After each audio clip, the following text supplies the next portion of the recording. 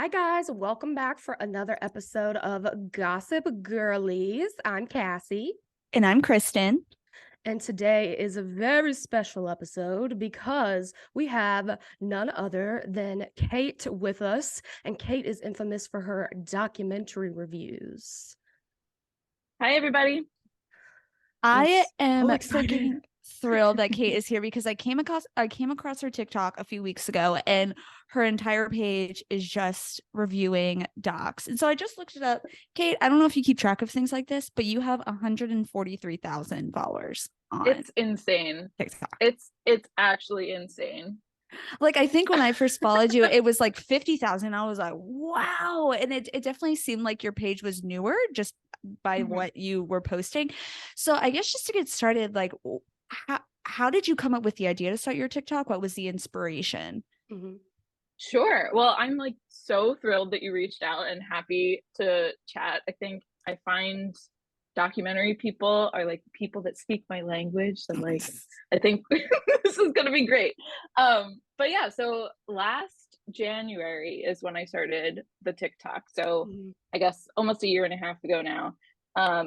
And it spurred out of a sort of New Year's resolution to start keeping track of what I was watching more. I watch so many things. I watch a lot of documentaries, but I watch movies, TV, a lot of other stuff too. And I said, you know what? This year I'm going to start just keeping track of what I'm watching because I mentioned to you guys earlier, I have a really bad memory. And so I'm like, I need to just I started a spreadsheet, the whole 9 yards. So I could remember what I watched and where I found it. And then I'm like, well, there's got to be a better way to do this. And although it's not my full-time job, I do have a master's and then do some side work in marketing and content development. So I've always been intrigued by TikTok, but have been like a passive viewer. And I don't know what it was, but one day I was like, you know what? Let's just give this a shot and see like if other people like documentaries as much as I do. And I quickly realized that yes, they're out there.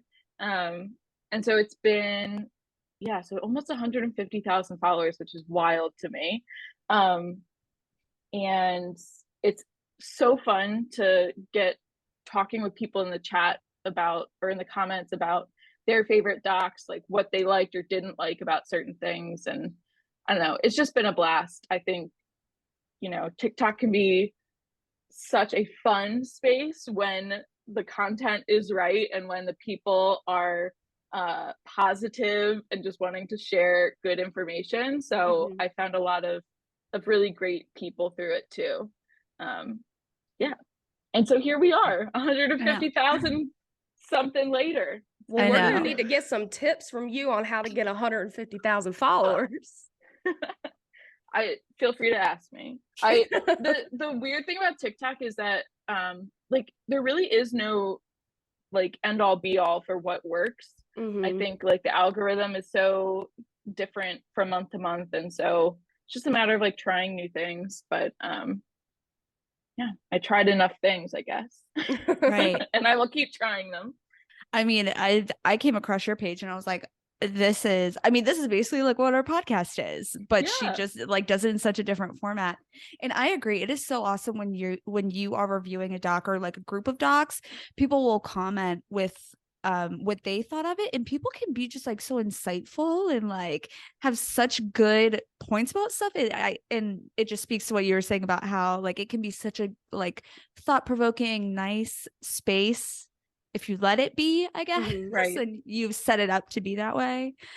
So when exactly, if you remember, did your love affair with docs start? Have you always been like a reality TV person, or is it new-ish? Yeah, that's an interesting question. I've always been a reality TV person, but not necessarily docs. I think I always joke with people that I was that weirdo that was just obsessed with like True Life on MTV. Yes. Oh my God, which is like reality TV, but like documentary style filmmaking. I watched like every episode. I was absolutely obsessed. So that, I mean, it started then, so that was maybe like what, middle school, like early high school. Yeah. But then like the first documentaries I really ever watched were in the classroom. And they were sometimes pretty boring, you know. Yeah. But then I can remember watching Super Size Me Oh my God. in health class.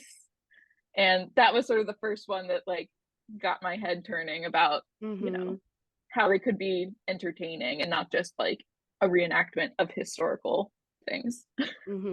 Yeah.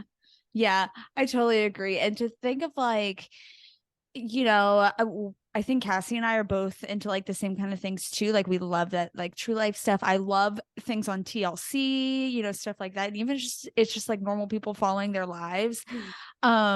But when you think that like some of the first early reality shows were like The Osbournes and what's it called? Real World and shows like that. So good. So now fast forward to today. I think you watch a great like what am I trying like a lot of different docs basically. So out of everything that you watch, do you have like a favorite genre that you like to watch? First of all, I love that you asked that question and not what is my favorite documentary. A lot of people ask, what's your favorite documentary? And I don't have one. Yeah, Like it's it's impossible. really hard. I'll have like a favorite 5 in every genre. Like it's really hard. So that said, I think my favorite genre is probably I'm indecisive. It's a tie between true crime, of course, and also what I like to call like slice of life documentaries. So similar to true life, but like following a person who has a unique experience or you know, just going deep into like some subculture that I've never heard of before. Like those I really like too, because they can be really quirky and different. And they're not so heavy like the true crime ones could be sometimes. Yeah. I definitely feel that. Do you have any specific obsession, like, you know, if there is any documentary that comes out about like the Manson family, do you have to watch it? Do you have any like specific fascinations? No, I think that's what's tricky about watching so much stuff, right? Is I will just, if it's out there, I'll watch it.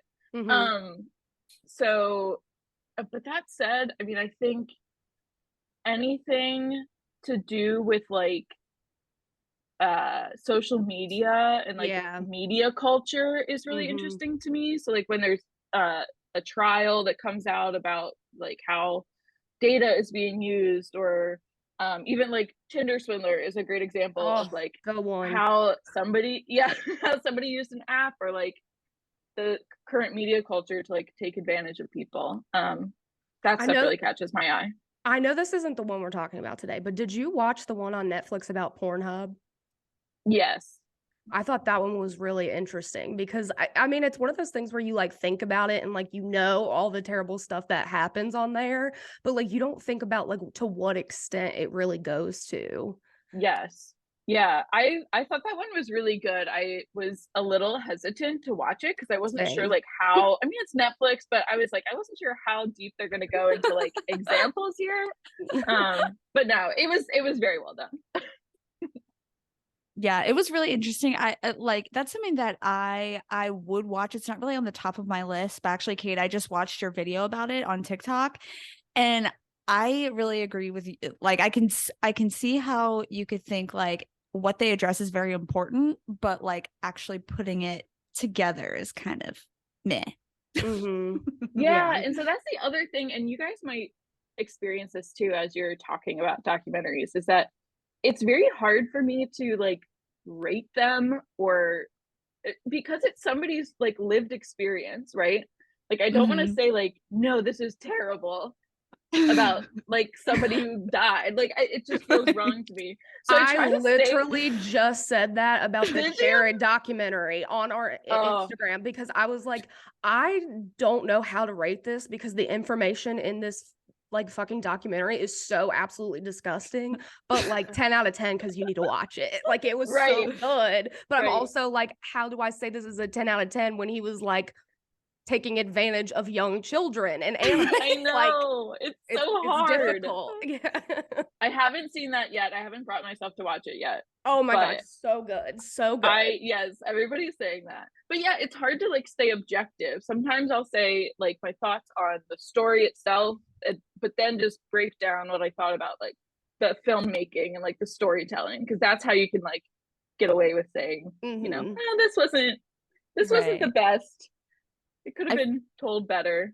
I feel Mhm. like when Cassie and I, when our podcast was set up where we would talk about something every episode, we felt that a lot, where it's like, this is about, the Manson family, for example, or whatever. Like, we're not going to be like, it was all right. But I always try to ask Cassie about like, what did you think of the production? What did you think? Because sometimes, they'll have like weird reenactments in documentaries. Yes. I'm like, how'd you feel about the weird reenactments?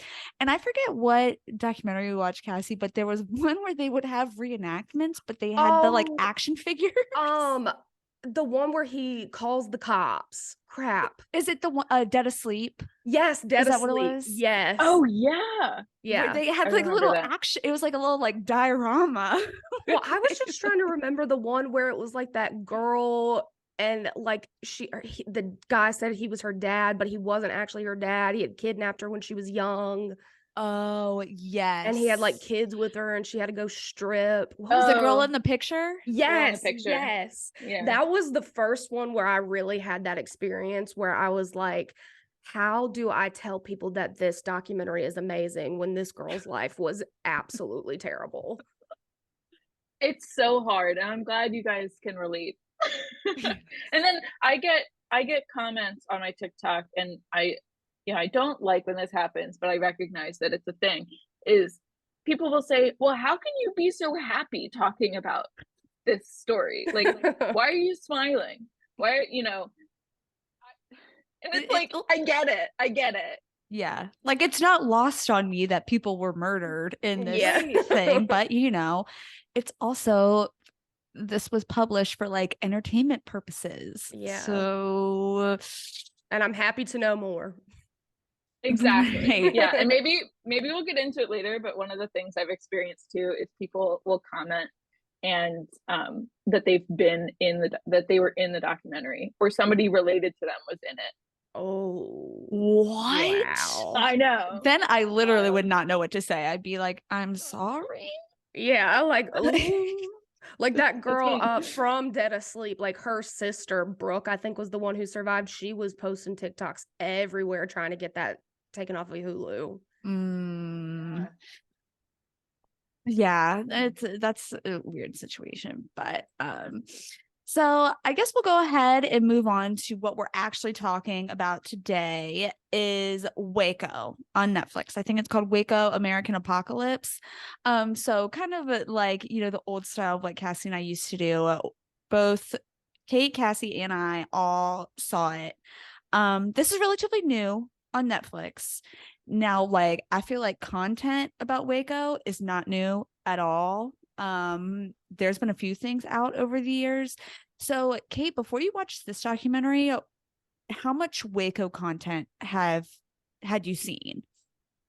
I think I had seen maybe one or two documentaries. I hadn't seen any of the dramatized stories about it, which I know there are several. But I'd maybe seen like an early one that was released in the 90s, and then like a Dateline or a 2020 episode or something. Okay. So pretty like surface level familiar with what happened. I wouldn't say I was like your husband. Cass is your husband, Boyfriend, right? yeah. Your boyfriend. He apparently knew everything about it. Y'all, I'm gonna be honest, I really didn't know anything about it. Like Really? I knew like the premise, like I knew people like got shot and stuff, but I really didn't know anything about it. So I was really excited for this one to be the first one, because I remember they were saying that there was like content in this documentary that like had never been released. So I was like, okay, well, I guess if you're gonna jump into one documentary about it, this is the best one to do. Mm-hmm. It's interesting. I watched the scripted Netflix show. I think it came on in 2018. And actually, it was such a weird point in my life where like I had just learned what Ruby Ridge is. Which Cassie, if you know, Ruby Ridge was a very similar situation where basically it was like a doomsday prepper guy, and they had all of these like homemade automatic weapons, and the government ended up. It was a very similar situation of what happened at Waco. Okay. That, and then I read the book Educated. I don't know if y'all have read that book, but yeah, it's about a girl whose dad like idolized the people at Ruby Ridge. So it's the same thing. And then I watched the Waco show at the same time. So I'm like, this is very You're in a cult. Yeah.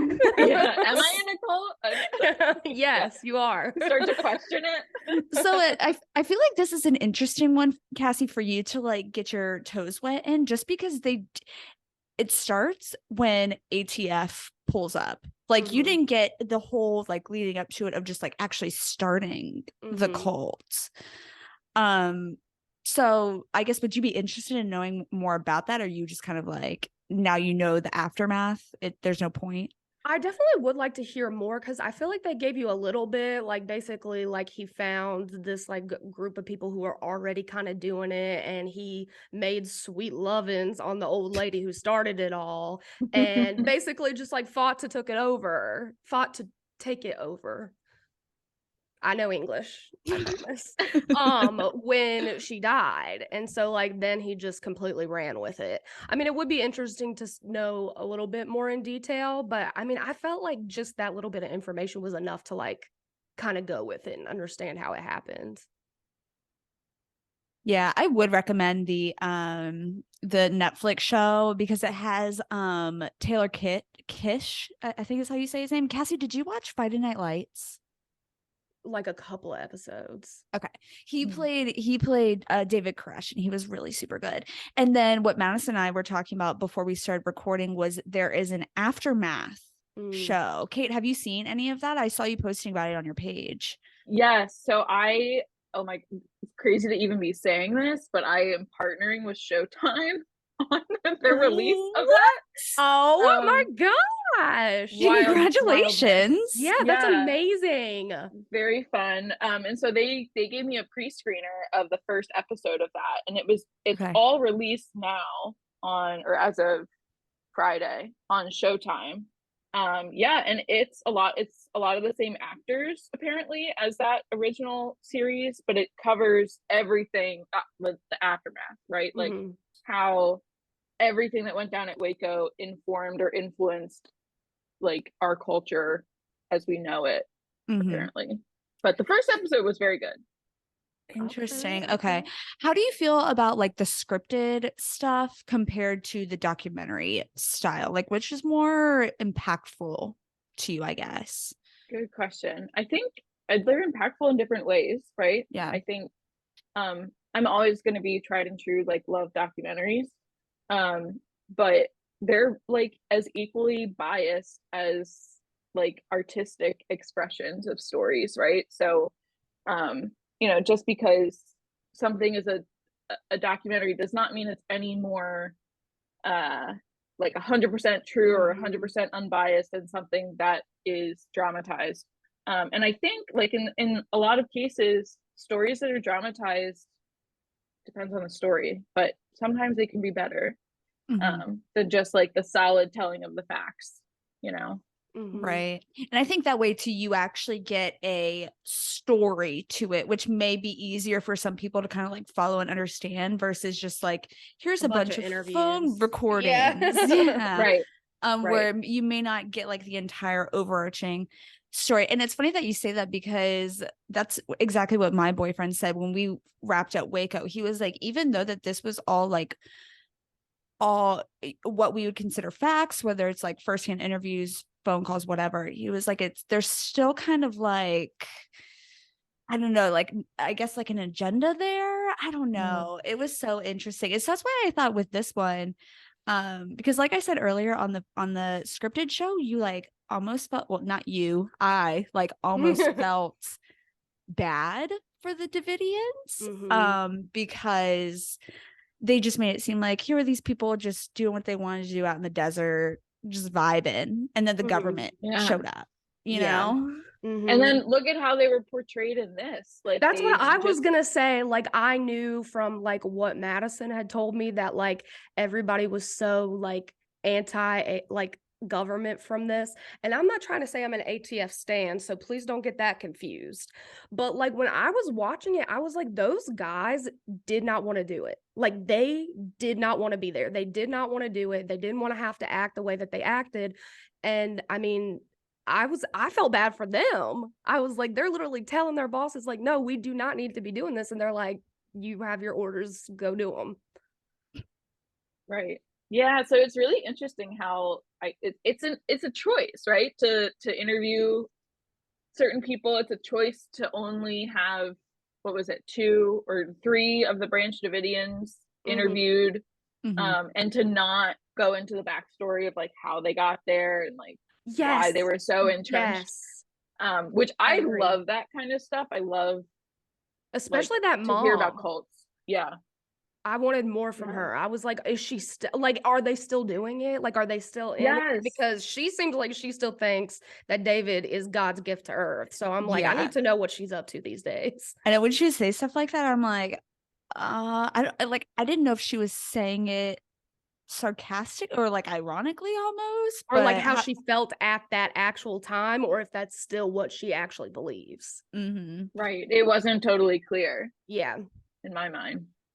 So, Kate, what were some of your favorite parts, like aspects of the doc, I guess, that really stood out to you? I'm looking at my notes. I'm also a note taker. Oh, I'm not. I watched it like 7 days ago and it's just sitting there stirring. See, I can't do that. I feel like that might be the way to go though, because obviously now like whatever sticks in your mind is like your biggest takeaway. Yeah. You know, no need to remember the details. I know. I mean, I guess so. Like the 2 main things that stood out to me were just the absolute like mishandling of the government in general. Like their whole approach. There was not communication between like the negotiators and the hostage team. That was pretty like I was shocked at that.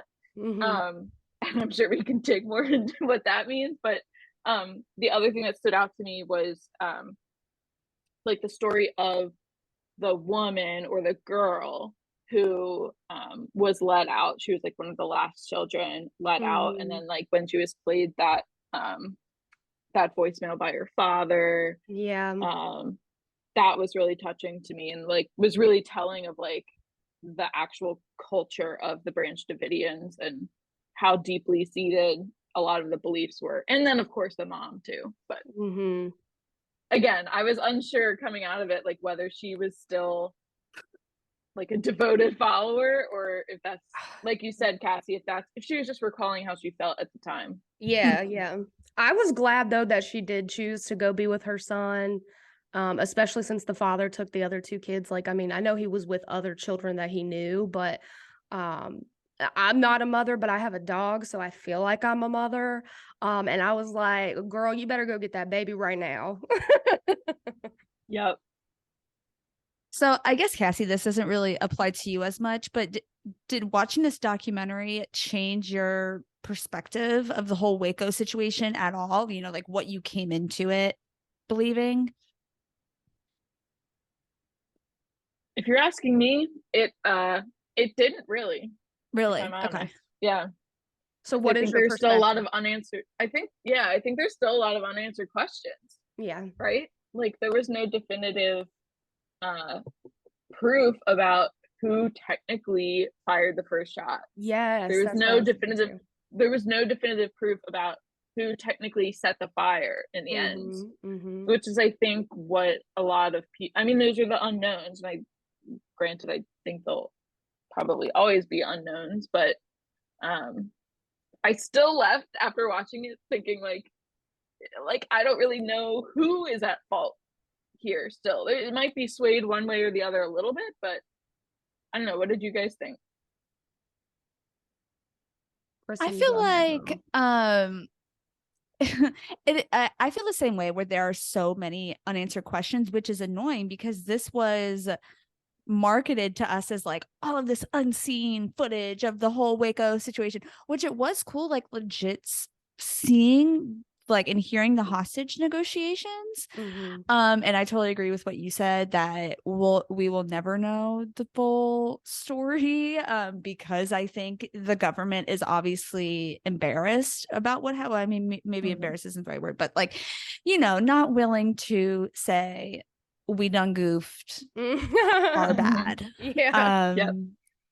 But it's so perplexing because I feel like it's such a slippery slope where it's like you can think, oh my gosh, the government messed up, like that was so bad. You're kind of approaching like the Branch Davidians were good people territory, which is like also very dangerous. Mhm. So it's hard. I don't So know. was the only reason, and this is just because like this is the only documentary I watched, that this was the only like main point I took away, was the reason they went there and like invaded simply because they were making illegal weapons. Like that was it. That was the only reason they went in there. I think so, because ATF is alcohol, tobacco, Right. and firearms. And they Right. said something about like 90% of the work that they do is firearms related. Mhm. So that's why I mentioned earlier, it reminded me of Ruby Ridge, because that's what Ruby Ridge, like they weren't doing a lot of the other crazy stuff that the Branch Davidians were, but it was like the homemade weapons Okay. that were the issue. But then of course they start investigating and find out this whole other web of other things that are going on. Right. Yeah, I think that was the original like warrant, the search Mhm. warrant. But yeah, like you said, Kristen, I think it quickly unraveled. Yeah. One thing for me too that really left an impression watching this documentary was just how many people were involved. Because when you're watching the fictional show, obviously they only have like a few key characters that you're going to focus on, but Mhm. then you talk about, there were upwards of 30 kids that were killed, and like just the sheer number of everything that was involved, and who knows even like how many ATF and FBI people were working on this case. Mhm. Like it's not just some small little incident. There were hundreds of people who were involved. It's crazy. Yeah. And I can't remember if they said it in the doc or not, or if I read this somewhere else, but um they were spending something like, $20 million a day, Oh my the gosh, yeah. government, on like the tankers and like all of the personnel, and it, wild to me for 51 days. I think Yeah. it ended up being 51, Mm-hmm. 53. Yeah, so I think there's also a bit of like, not cover up, but a sort of like, we want to cover our own asses because we Yeah. spent so much money. Like we want to make Mhm. sure that like this is going to end the way we want it to. Yeah. I'm Yeah. like, why don't y'all just take your white flag out there and be like, Dave, what's up? Like, let's have a chat. Right. I mean, But then, of course, Jesus. ATF would argue that they tried to do that, and it's just Right. Koresh that kept just like He pushing kept and like pushing. teasing them. Yeah. I know Gosh, with that gun out, the one guy was like talking about how he sees the little gun out there and then all of a sudden it just like sucks back into the house. Yeah. Oh my gosh. But yeah, I So did liked he die in the house or in the bunker or wherever they were, or did he get out and David. die? Yeah. I think he got out, I want to say, Okay. and was convicted. Let's consult Google. Oh, okay. So he didn't die during the situation from his wound. I don't think so. Because they Oh no, No, it's I definitely think he died in the house. yeah, it says he died April 19th, 1993. So yeah, that was like Like in the fire at the end. Yeah. Okay. Okay. Yes. But he was injured at that first, standoff or whatever. Yeah, I remember seeing him with the sweet little baby with his wound bleeding, and I was like, "Get that child away from that man, please." yeah. Yeah. It really reminded me of I forget the group, but it was very similar to the Branch Davidians, but they moved somewhere in South America, and they had a pact that like if the police came, it was just going to be like mass suicide. And Yes. I know what I you're forget talking the about. group. But there's definitely a documentary about it somewhere. That's But not the Kool-Aid people, is it? the Kool-Aid people? They all drank the Kool-Aid. Yeah. Jim Is that Jones, thank you, honey. Yes. See, my man's out here. He got me back here. He's like, what does he have? Unknown knowledge about all these cults? Yeah, I he's literally the smartest person I know. It's like so crazy, all the stuff that he knows. Gosh, I love a good cult. I really do. Are you into cults, Kate? Yes. Yes. Yeah. I did a whole video about my favorite cult docs. They're fascinating. I know. What would you consider? See, I feel like cults is another slippery slope for me because for me personally, I'm obsessed with Mormons. So if there's anything that comes out about Mormons, I'm in there. Like, don't even need to watch the trailer. I'm gonna watch it. That's how I feel about the Mansons. Just like because he would totally get me. First of all, I would totally be in a cult. If someone approached me, I'm the one, and I'm gonna bring everybody I know with me because I could sell water to a fish. So I'm just like, girl, wait till you meet Mr. Manson. Like, it's gonna be a good time, I promise. But you don't think you could be talked into being a Branch Davidian? No. If he's telling me I have to have sex with him and I can't have sex with my husband and like only him and all these other girls, that's where I draw the line. But I guess that's what Manson was doing too, a little bit. But they didn't have husbands, so they were a little more wild and free, I guess. That's fair. That's fair. We went through a big Scientology phase on this podcast. Where I was actually thinking about the other day, I'm like, I need to get back to watching the Leah Remini show. We watched a few seasons of that. Those still to this day are some of our most listened to episodes. Yeah. Like people still listen to them. Yeah, about Leah Remini. People just love Scientology, I guess. Which honestly, before we started talking about Leah Remini, I didn't know anything about Scientology, but now I'm like, I need to know everything. I knew they were crazy, but really that was it. And I knew my girl was missing for forever. May she rest wherever she is. Yeah. I still think she's alive, but what was her name? It's like the guy who runs Scientology's wife now. I feel like it starts with an M. I know, I think so too.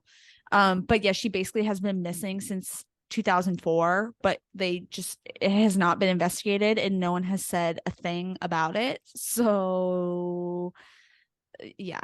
Are you into Scientology at all, Kate? I've seen a couple of things about it. I think I am like fascinated just by the crazy. Like, it's going into these docs or movies or whatever that this is going to be a train wreck, and so you're just watching the train. Right. Like, when's it gonna crash? And Here how comes many people Madison are gonna again. be? Yeah. Shelley Miscavige. That's what it was. Shelley Miscavige. Oh, yeah. I think he's holding her hostage somewhere. They talked about this house in the show where like there's always patrol on it and no one can ever go in and no one comes out. So I think that's where they're holding her. Okay, but it's been since 2004. Yeah, she's living her worst life in that house. Yeah. I recently I got HBO in the last 2 years, and I started watching The Vow. Have you guys seen that one? No, I don't know about that. It's about the Nexium cult. I don't know that.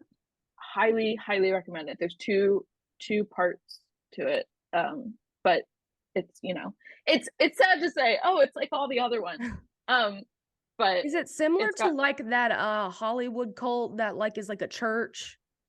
Yeah, well, yes, it's similar. It's Hollywood-esque, and it's a sex cult, just like your run-of-the-mill like sex cult. We've all heard about Love it.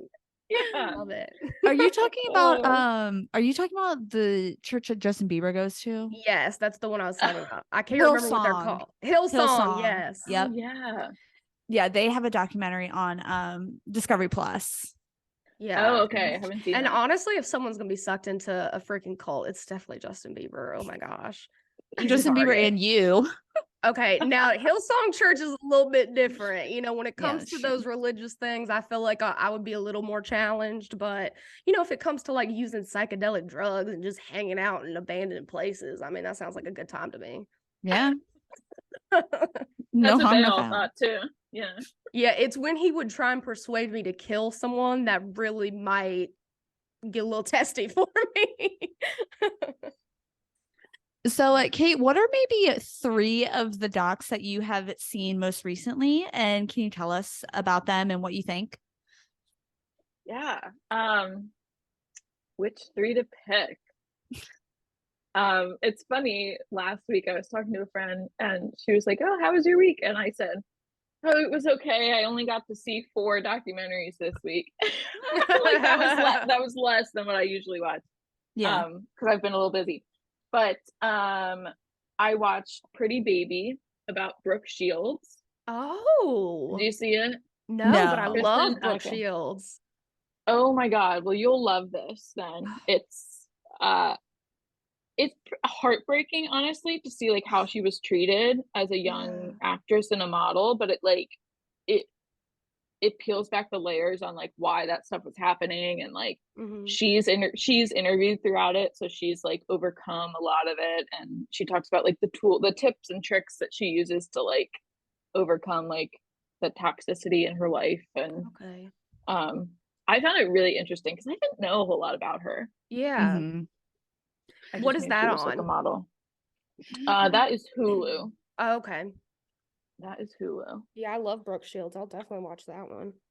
Yeah, it's 2 episodes, which I also think is I'm sensing there's a lot more and more of these like 2-parter things coming out, which I really like because it's not too long, it's not too short. Right. Exactly. I meant to mention that when we were talking about Waco, is I love that it was like quick hitter kind of thing, because sometimes and Kate, you mentioned this about the Pornhub documentary on your TikTok, that you felt like it could have been longer, like it could have been put into a series. I do love those like quick hitter shows. And honestly, I got nervous when you said that, like when we decided to watch Waco, I'm like, if this thing is like 8 episodes, this is gonna be 8 is a little long. Yeah. Unless it's something that I really truly care about, or if there's a crazy story to be told. But otherwise, like the Murdaugh documentary only being like 4 episodes, I think that's a really good format. Yeah, like those Scientology ones, while very interesting, it was hard to watch it like every week because it literally was like 10 episodes. Yeah, they were long. long. Those are long. Yeah. Leah Remini got a lot to say, honey. There's a lot to unpack there too. Yeah. I think it depends on the story, right? Like if there's not a whole lot to unpack, then like, make it short and sweet, make it a 45-minute, but I think it's an artistic choice, right? To drag things out or to leave you hanging, wanting more. Yeah. Yeah, I agree. So Kate, I know you love Lenox Hill. You actually got me to watch Lenox Hill. Yay! You got me to watch it. I watched it in like a few weeks ago. And mostly because you said that Emergency NYC was coming out. Cassie, do you know about any Lenox Hill Emergency NYC? They're about hospitals, like doctors in a hospital. So Kate, have you finished Emergency NYC? I most certainly have. Yeah. What'd you think? So did you? No, I'm about halfway through. Okay. I mean, I loved it. I think I mentioned in my TikTok, seeing some of the same doctors back again was really heartwarming, especially after the end of Lenox Hill when they did a COVID episode, right? Like what it was like. They were all, tired and beaten down, and these are healthcare workers like in the center of the storm. And so it was really great to like see them back again, like doing what they do best. And you just have to finish it because there's something that happens in the middle, and I don't know if you've gotten there yet, that happens with Dr. Langer. No, I don't think so. Okay. But that, it just hit me. It was great. I really in a good way or a bad way? Both. Like, is it good? Okay. Oh, okay. It's a roller coaster of emotions. We'll just say that. Yeah. Lord. Like Cassie, there are these 2 main brain surgeons, which they take you into the brain surgery. Like you are seeing people's brains, which sometimes with documentaries I'm like, oh, I don't really want to see all the guts, but with this one I'm like, okay, yeah, like I see what he's doing there. I am But a doctor thanks to Grey's Anatomy and their 2 million episodes. Yeah. So I can handle a brain at this point. So you've got me intrigued. and especially one of the doctors, he specializes in brain cancer. But they're just like two super lovable guys. I think that they should get their own show, honestly. I would watch it. 100% agree. I would watch that in an instant. And also, I died when Dr. Bukvar commented on your video. I know. I would like keel over. He shared a post of mine on Instagram too, which like who am I? What is happening? I don't know. I'm so jealous, and I don't even know these people. The fact I have that to say one other thing about Lenox Hill and Emergency NYC that I absolutely love is the fact that they do, I forget what they call it, but they like take a minute at the beginning of every surgery. And do you remember what they call that, Kristen? I don't know if they have a name, but it's basically it's kind of a space where it's like all the people in the operating room take a minute to, I guess, if you are a religious person, you know, you would pray or you would just do some breathing exercises. And it's also the doctor is saying like, this is Bob, he's a 40-year-old man and he has 2 daughters, and which is just so powerful to like humanize these people that you are about to go into their brain and like they may flatline on the table, right? Like reminding you like this is a person and we're trying to save his life for these reasons. Yes. And so I was so moved by the fact that they did that, and you know, they took a minute, closed their eyes, like just thought about like what they're here to do. That was really neat. I know they're it's just like so wholesome and they're such good people, and it really taught me a lot too about the healthcare system, especially with Dr. McCree. They follow another doctor who works in an emergency room, and she, you know, like people will just come in off the street seeking care, and she talks a lot about especially it was interesting in Emergency NYC, she's talking about in the post-COVID world, a lot of people had lingering health problems that they did not address during COVID. So a lot of like maybe homeless people or people who go in and out of homelessness will come into the emergency room and they're going to treat them no matter what. And there's also a woman in there who was pregnant who had just migrated to the United States. Like she literally walked from Guatemala, I think, to the border. Oof. And was experiencing like some bleeding while she was pregnant. Oh gosh, it's just so that's what I've been watching recently. Well, I'm happy to hear that you're watching it because I just love it. It is really, really awesome. But now I'm thinking like between this, Waco, I've been watching a lot of like murder stuff. I'm like, I need to find a nice, like wholesome, family fun doc to Speaking of, Kate, where are you from? Oh, good question. I'm from Maryland. Okay. Columbia. So you may not watch this, but I've been thinking about it. I was like, I hope she knows what it is. It is documentary-ish, but it's also a long time show. I've talked about it on here, but I'm just curious. Have you watched Moonshiners? I think I've seen an episode or two. Well, are you still obsessed, Cassie? I am, but I was thinking about how you said like wholesome family content, and I was like, Moonshiners, Kristen, it's on Discovery Plus. It's on Hulu. Yeah. I've been rewatching Teen Mom too. Because that's just one of my like comfort shows. But honestly, it's gotten to the point where it's like I've seen it so many times that it's not like stimulating. Right. You're starting to remember. You're like starting the episode. You're like, damn, I actually remember that. Right. So honestly, I'll like turn it on while I'm working as like background noise, and I'll like check in every few minutes to be like, oh, Janelle's in jail again. Like, Chelsea's crying about her baby daddy again. That's Below Deck for me. I've rewatched and rewatched Below Deck so many times. That's my comfort. My dad loves Below Deck, and he is not the kind of guy. I think guys like seeing the boats. Yeah, the Yep. boats. Well, and I think now he's just like so fascinated with the idea of like people buy these $100,000 cruises and everyone lives on the boat together. So Kate, are you in on the Vanderpump drama at all? No, I'm not. Okay. And I know you guys are, because I saw your last couple episodes. I know. I know. I've never seen it. I've never seen an episode of it. I'll say honestly, I really liked it in the beginning. Like I probably watched like the first 6 seasons and was like very religious about watching it. Once Stassi wasn't on it anymore, I wasn't interested. So I haven't watched it since season 6, but obviously this season has just been riveting.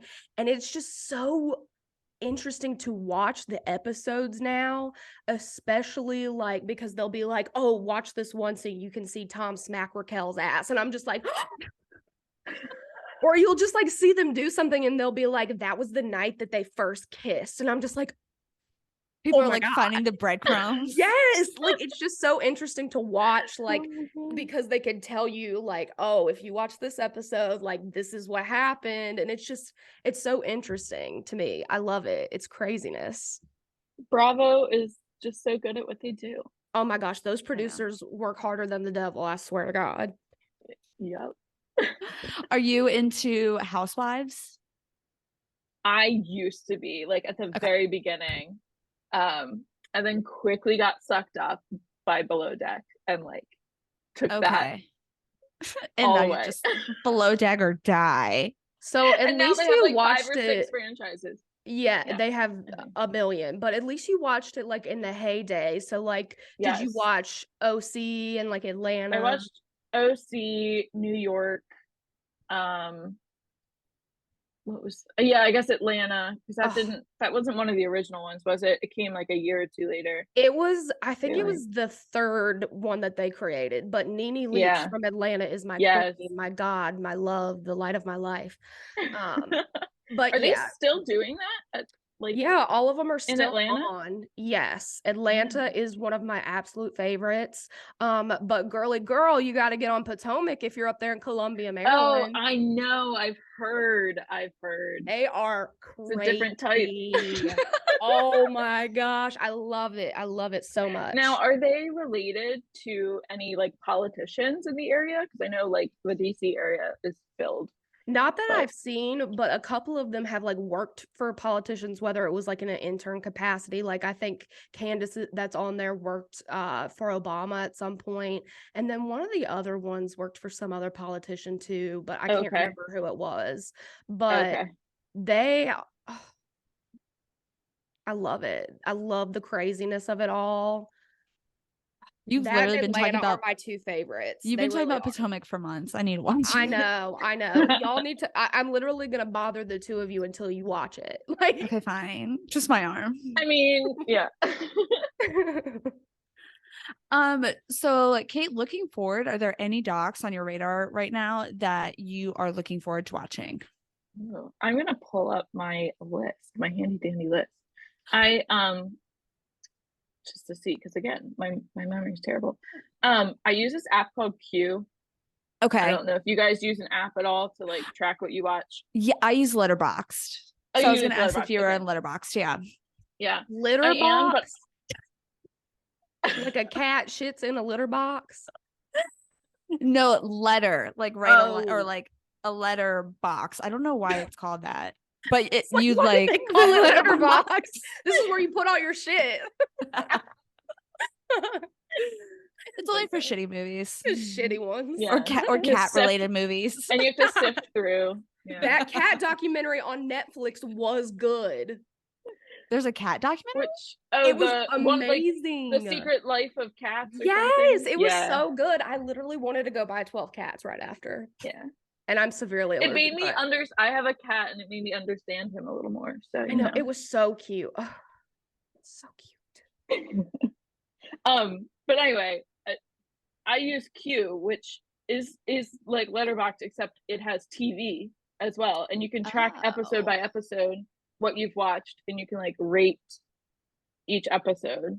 Okay, that's crazy. I didn't even know a thing existed like this. Mm-hmm. It's great for somebody like me who forgets what I watched yesterday. So I have on here my queue of like what I'm gonna watch next.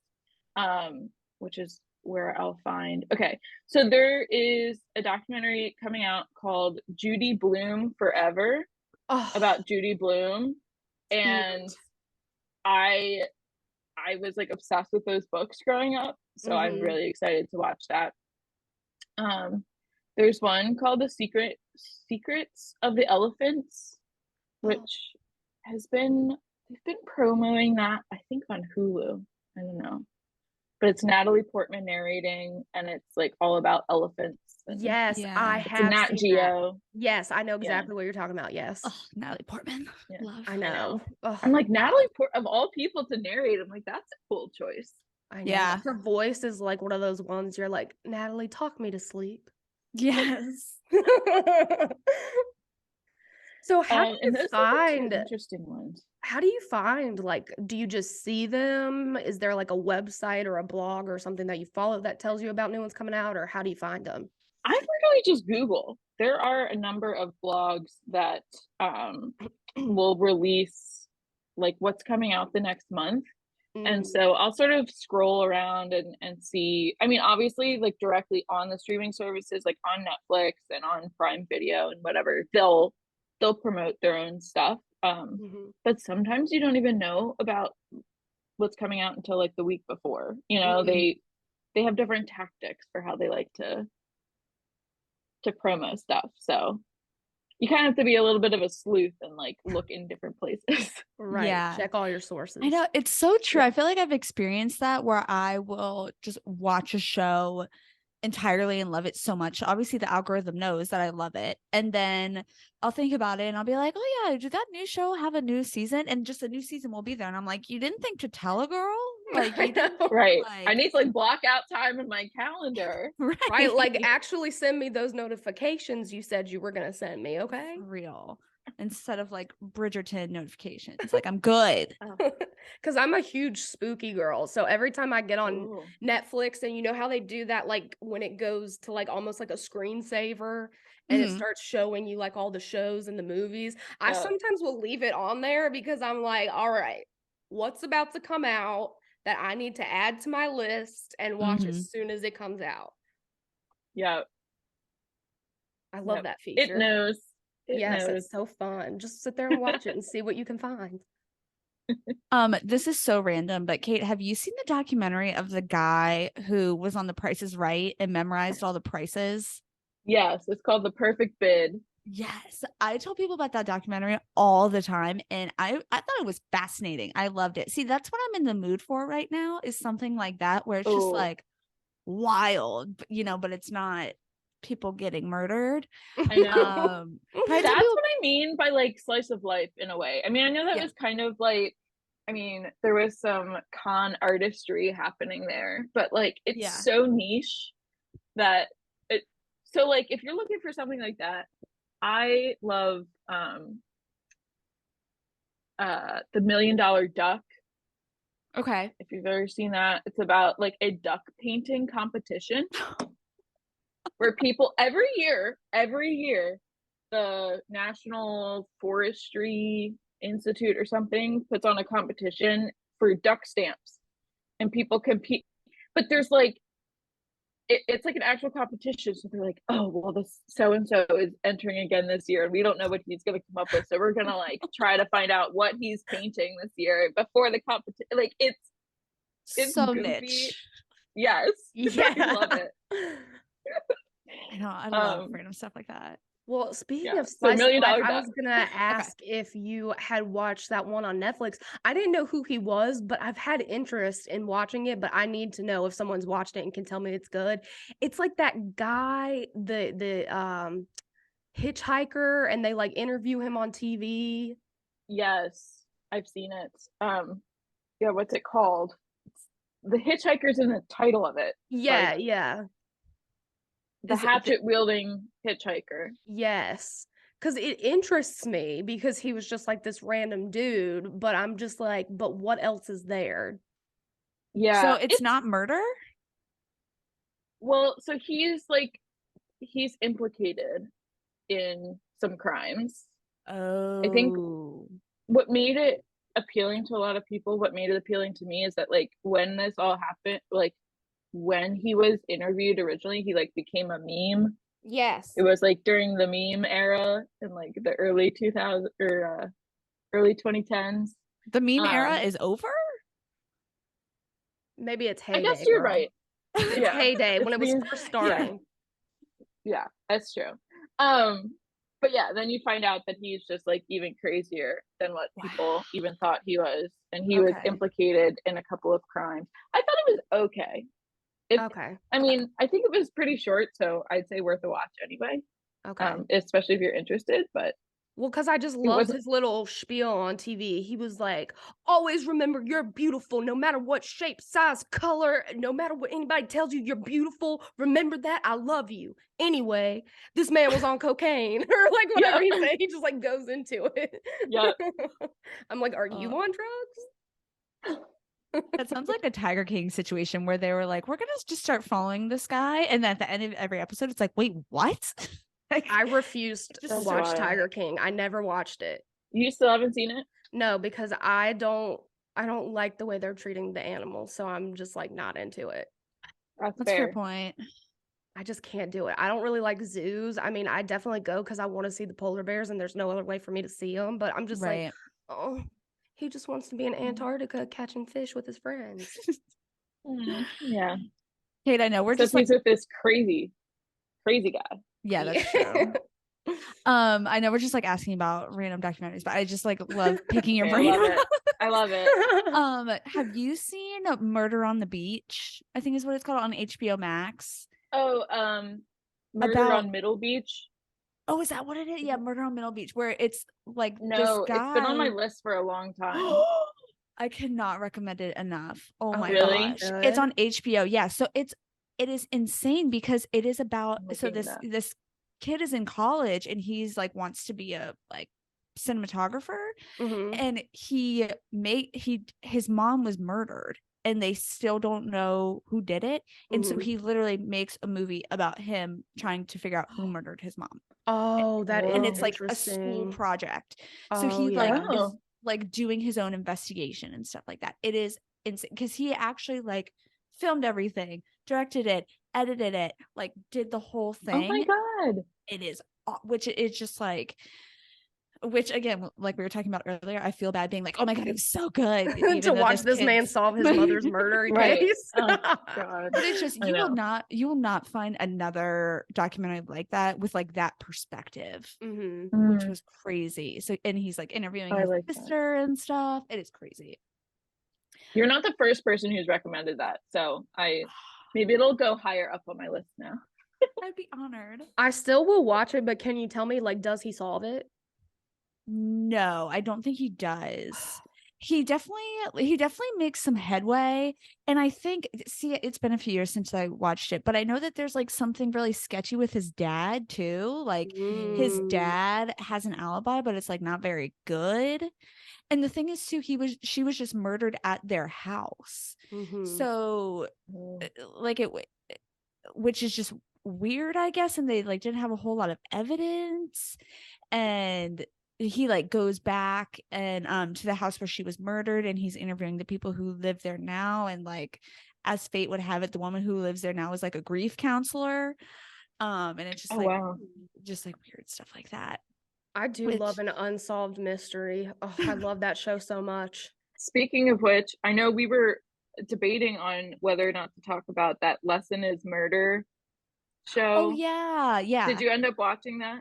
No. At all? Okay. You said it sucks, so I was like, yeah, if you said it wasn't good, you're like, never mind. It was so bizarre. I don't recommend people watch it, but I almost would tell you to like just watch the first episode to like validate the fact that I think it's bad.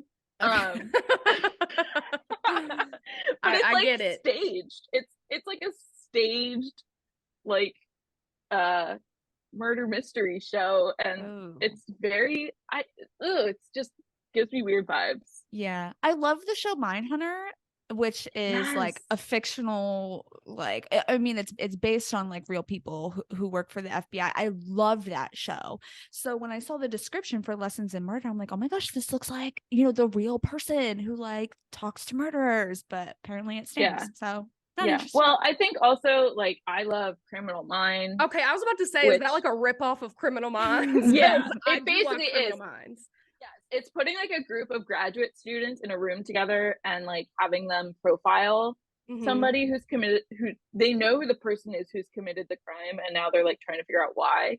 Okay.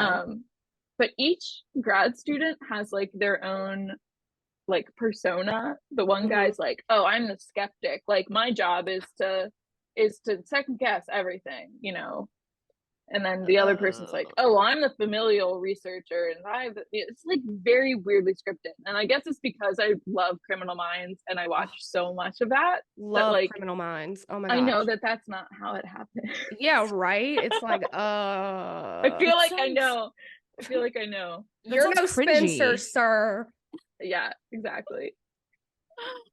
I'm a de facto member of the behavioral analysis unit, so I know what I'm talking about. I saw that they are restarting it though on was it HBO? No, it's with Paramount or something. Oh yes, Paramount. Like yes. Yeah. Well, Cassie is our resident Paramount queen, so that's where I like it. The reason I really got it was because a lot of the times movies that come out in theaters will also be released on there. Like I just watched, I wish I could remember what it was. It was such a cute movie. It was where it's like Sally Fields, Jane Fonda, Lily Tomlin. 80 for Brady. Yes, it was so cute. I've heard that it's like really cute. It's so good. It's on Paramount Plus, so if you want to log in, girl, and watch it, you go for it. But like it just came out in theaters. Like it's not, on a lot of, like it's not on other streaming platforms. And that's how I saw The Orphan, Next Kill, or whatever it was called that I absolutely loved. So, you get a lot of good ones that are still in theaters. I don't have it, but that's a good plug for it though. Yes. Yeah, that's how I watched Teen Mom on there. Nope was on there as soon as it was like released in theaters. Oh, wow. I've also kind of been thinking about watching Yellowstone. Would any of you all recommend? Madison's mom has been trying to get us to watch that for the year we've been dating. I mean, every time I see her, she's asking me about Yellowstone. Okay. I haven't watched it. But see, I mean, I think we can all relate to this where it's like, do I watch Yellowstone or do I watch 1,000-Pound Sisters? Oh, exactly. 1,000-Pound Sisters. Speaking of, did you see that Tammy's getting divorced? Already? They're already getting divorced, girl. Oh, I did not see that. And Amy's getting divorced. Yes, I'm really worried about Tammy because this chick has lost like 400 pounds. And if this sack of junk ruins that for her, I'm going to be devastated. Freaking, I just watched the episode where they got married. Well, I mean, too soon. They got married after dating for 3 weeks in the rehab center. So, which he said he literally tracked her down and found her. Yeah, that's a little sus. A little red flag.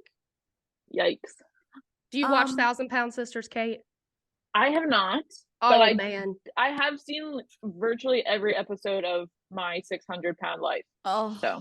It's like the more wholesome, funny version. Yeah. Yeah. Unfortunately, they don't see Doctor now. They see other doctors, which aren't quite as entertaining. But I mean, the Slayton sisters are entertaining in of themselves. So it doesn't. Their doctors are actually like really sweet. Like, they're like really genuine, nice people, which it works for them. Too, but in his own way. He's like, you ate more than 1,000 calories, you gained 60 pounds. Don't eat. He just tells it how it is. Literally yesterday, my boyfriend showed me a video of Dr. Now where it's this, someone who came to see Dr. Now, and she said, he's asking like, why don't you eat more vegetables? And she's saying, well, I'm a really picky eater. I don't like vegetables. And he said, you're over 600 pounds. How can you be a picky eater? Like, and he just says it was he's just tiny old man, straight face. I know. Oh god. Dr. Now, where did you come from? And I see those like magnets for people to put on their refrigerator that are like him saying like, don't do it. Oh, really? Yeah. That's great. Or don't eat the my snack. You God. don't need the snack. Okay, great. this has nothing to do with anything, but Kate, I feel like it's so funny. Like, I will look at some of the comments on your videos, and it seems to me that the internet consensus is that Dear Zachary is the best documentary of all time. It seems to me that's the case. Yeah. Cassie, have you seen Dear Zachary? Did they turn that into a Broadway musical? Isn't there one that they turned That's into a Dear musical? Evan Hansen. Oh, my bad. Could you imagine if Cassie, we're laughing because if you have seen Dear Zachary, you'd be laughing too. You're welcome. It's like it starts as like this mom is making a documentary for her son, and I mean, this, I forget the exact like turn of events, but like, spoilers, she gets murdered, and so his like grandmother takes it over, and there's a lot of murder involved. Oh, yes. where can you watch that one? And it's very, very, very sad. Yes, very sad. I don't know. You I was can just watch that thinking about these that days. because I saw it. It's like, it came out in the 2000s. It's old. Oh, Paramount. Oh, see, another Says it's plug. on Another Paramount Prime plug. Video. Yeah, we don't. Prime is the most useless streaming service of them all because you get on there, you want to watch something, you still got to pay for it. I know. I don't like it. Mm. Jeff Bezos, you have enough money. Relax. I now cannot get the image out of my head of Dear Zachary, the musical, which is like so bad. Did we So stumble upon bad. something here, ladies? Yeah, Should we monetize on this idea? I mean, like I said, it is a consensus, like, people's favorite documentary ever. It's time to What take do you it to think about it, Broadway. Kristen? I mean, it is just like the most gut-wrenching thing I've ever seen. But again, I feel like it's similar to Murder on Middle Beach, where it is just, it's not your just like cookie cutter documentary. Like, it's told from the perspective, like a first person perspective. And it's just such a different sort of like style than anything else I've seen. So it's like, I could not recommend it enough, but like, you will get your heart ripped out of your chest. Yeah, I've now learned my lesson that before I recommend that to anybody, I give them like a trigger warning. Like, you should be in a good like mental space to watch it. Because yeah, like you said, Kristen, if you read through my comments, some people are like, I've never been the same after I watched this, or like, I made the mistake of watching this in my postpartum recovery, and that was like, it's like, shocking. I mean, it's very, very sad and gut-wrenching, like you said, but to people, sometimes, I don't know, if people have different reactions to it. Girl, what if I'm never in a good headspace? Ooh. Wow. Yeah, stick with maybe your moonshiners. If you need a good cry. Yeah. Oh, okay. Well, that's always a good time. So it's Dear Zach what? Just Dear Zachary. Oh, okay. Dear Zachary. Okay. Not Dear Evan Hansen. Not to be confused. Which I think is also really sad. Yes, that's why I thought. Yes. I'm pretty sure it's about like his suicide or something, or he like kills himself. So I forgive Great me. Musical. Great musical. Oh crap, what was I gonna say? But so it's like, it's the saddest thing you've ever seen, but it's also like beautiful at the same time. Like, you are not gonna wish you hadn't seen it, if that makes sense. Okay. Whereas like, sometimes you watch like a really like deep murder thing and you're like, wow, I wish I could like erase this from my brain. Yeah, I feel like if I watched Girl in the Picture and didn't feel that way, maybe I can survive this one. I'd say so. Okay, cool. Thank you for your support. I just needed the confirmation. Because that was a brutal one. Oh my God, it really was. That one was rough. Oof. I know. It's always the one with kids that just like, I know. Yeah, that's like Jared from Subway. I don't know if I'm in the mood. Oh, it's so good though. You know who else does some really good documentary work, as in like the dramatization of, is Lifetime. Oh, really? Oh, yeah. I watched the Jodi Arias one recently. It was so good. And, this one's dark. Kristen, you wouldn't want to watch this one, but it was called Girl in the Closet. And this, like, her mom basically has like a traumatic incident happen, so she's in the hospital. They ask her aunt, who has been estranged from the family for years and years and years and years, to take her. And she takes her and she locks her in the basement with all these other people that she kidnapped to get their disability checks. Sorry, what? And so the mama wakes up and she's like, "Where is my kid?" And CPS finally goes to check on her. And she's like, "She's not here. She's at school." And they're like, "Okay, well, we'll be here tomorrow." The whole family moves to Nashville. Once they're old enough, they prostitute them out. And they get them pregnant so that they can take their babies and get the welfare checks. This is exactly what I want to watch after a hard day's work. To relax and unwind. Girl in the Closet, LMN. Casual. There's your plug. But the Jodi Arias one was good. It was really interesting because it was like perspective from someone who was in jail with her. It was like the girl she manipulated into like fighting for her to be free after she got out of jail. Interesting. Okay. Well, I guess it's about time we start moving towards wrapping up, or else we are going to be here all night, which would be awesome. Talking about girls in closets. Yes. All right. So Kate, just getting back to you. You talked a little bit about your TikTok starting. Do you have any goals for your page going forward, or what does your TikTok or any of your social media look like maybe 6 months to a year from now? I haven't thought about it, and that question is making me think about it. I really just do it for fun. So it's there isn't a whole lot of like, I mean, there's some strategy involved in it, right? Like in terms of what type of content I'm making, when I'm posting it, all that kind of stuff. But long term, I really just want to have a good time and like be able to talk with other people about the things that I'm seeing. And it, in that sense, it really naturally fits into what I already do, which is just watch a ton of stuff. So it will kind of ebb and flow, and it has over the last year. It will ebb and flow based on like what I'm watching, how much I'm watching. If there's just not a whole lot, like I'll have weeks where I watch stuff and it just like nothing's really striking me. I'm like, yeah, I just don't feel like posting anything this week, and that's fine. Like I don't have not like reporting to anybody. I'm not responsible for anything. Right. So that's what's kind of nice is I just do it as I feel excited about stuff. I think I sense in you guys, like you get just as excited as I do about documentaries and the stories, and like even as sad as they are, like I get excited to tell people about them. So I'll just keep doing it as long as I'm excited about it. And little fun things like this come along the way, which is great. But yeah.